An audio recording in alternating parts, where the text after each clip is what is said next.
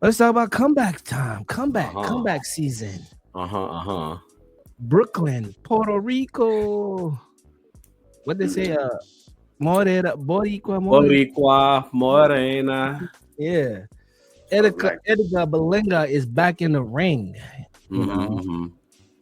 and he did show up and showed out against Jonathan Gonzalez Ortiz, a fellow countryman, as you may say. Although Edgar is American, but he's Puerto Rican. He is Puerto Rican. Did you guys see this knockout in the first round? And what do you think? Was it something that was surprising? Coming from Berlanga, not surprising. Because he kind of has a reputation. He came up on top rank. You know, I followed him closely because I was a big pun fan, and his ties with Fat Joe. Mhm. So not surprising that this was the outcome. Uh, yeah, but they were trying to. He's trying to. What's the word I'm looking for? He's trying to keep that same energy with the Puerto Rico versus Mexican. Mhm. Uh, I he probably goes after Jaime Munguia's next. Like he called out Mhm. Caleb Plant, but I think Jaime Munguia is a better way of getting that Mexican versus trying to recreate that magic again and again. But I don't know. Even more interesting to me is like all the facts surrounding this. Like he missed weight, He did. Yes, He did miss his weight. so opponent hadn't fought in I don't know how long. Mhm. Like Eddie okay, Hearn just gave him somebody. Eddie Hearn made comments saying that he did not understand the business. That's why he didn't re-sign with him. I guess he was offered a contract and he chose not to re-sign with Matchroom. I don't understand that, but he said he was with Top Rank. He's with Matchroom, so now he's a free agent. Uh, coming off a TKO against an opponent who you clearly leaps and bounds better than. So Mhm. he's an interesting guy in that division, 168. Who he said he would come back to fight. So okay, yeah. So like again, the facts surrounding this. How did this is your comeback fight off of fighting Canelo Alvarez, and so you were walking around with your chest out, like you just got off the Canelo chain, and everybody's saying that, oh, this is the Canelo effect, but this is the next fight.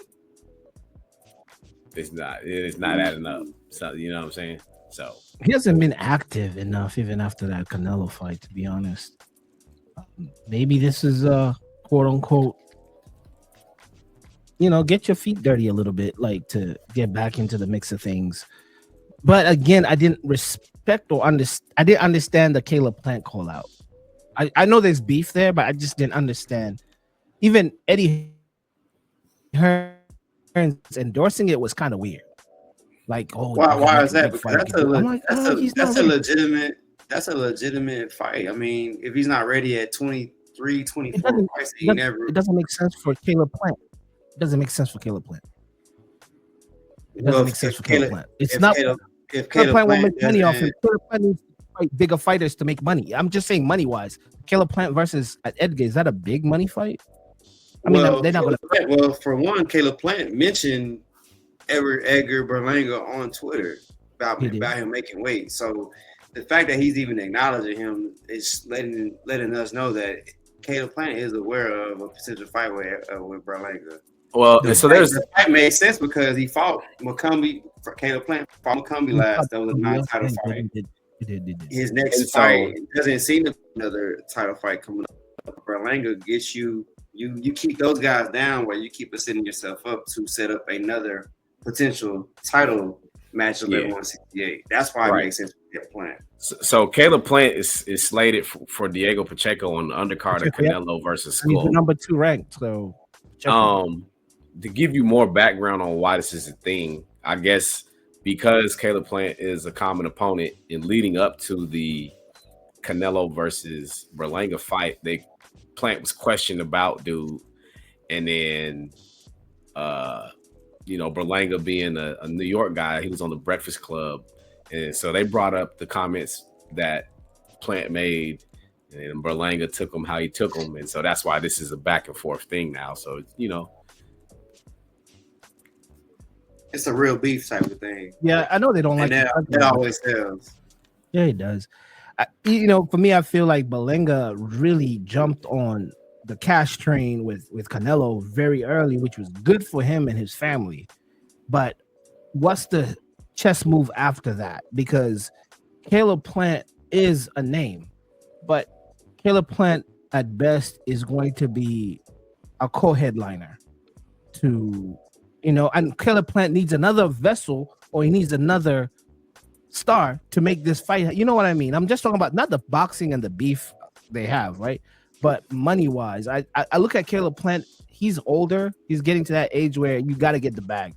I want to see Caleb Plant fight Canelo again. I want to see Caleb Plant fight, more marketable people. And I'm not saying Berlanga is not marketable. He is.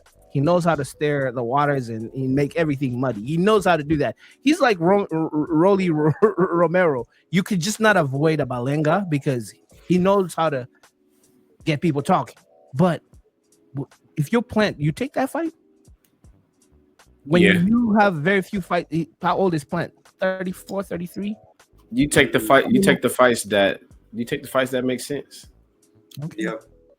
So they're building the drama for it. So it's like, it's you got to be reasonable. Like Plant's on that undercard. He's number 2. Okay, so what?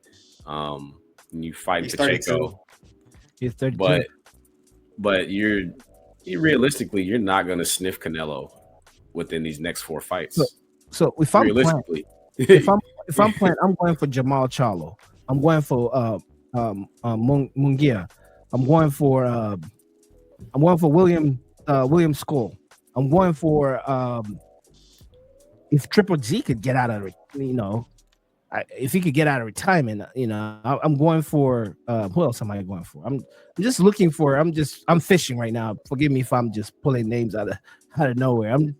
I know Triple G is not there, but I'm going for Pacheco. I'm going for Mbili, the Congolese French guy.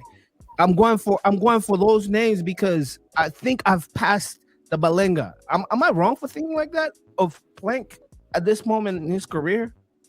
I mean, yeah. I mean, no. What you're saying is true, but like for whatever reason, Canelo fought Berlanga. So I think they're low key buddies. I don't know. I didn't get that. I did not understand that one. I think they're low key buddies. Or maybe I don't know how Canelo chose. Everybody could have fought with. He chose Berlanga, who was very novice. I think he's a good fighter. Berlanga is a knockout artist. We know, but so what this sets up to is a potential matchup in the Barclays.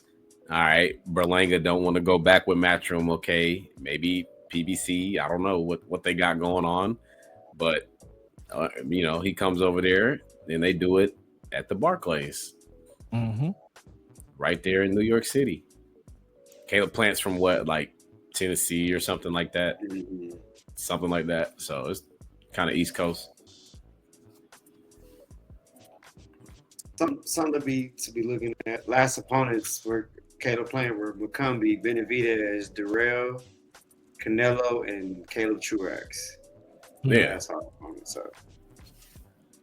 He don't dodge no smoke. Those are names. No, he don't dodge. He doesn't dodge any yeah, smoke. Those are names, he's man. not. He don't. It's like he's not afraid. There's nobody he's gonna be afraid to fight, and people should be looking for Caleb Plant as that stepping stone. Yeah, because it's not gonna. But anyways, welcome back, Edgar Berlanga. That was a beautiful left sneaky hook. I had to play that over and over. He hit him. He caught him good with the left.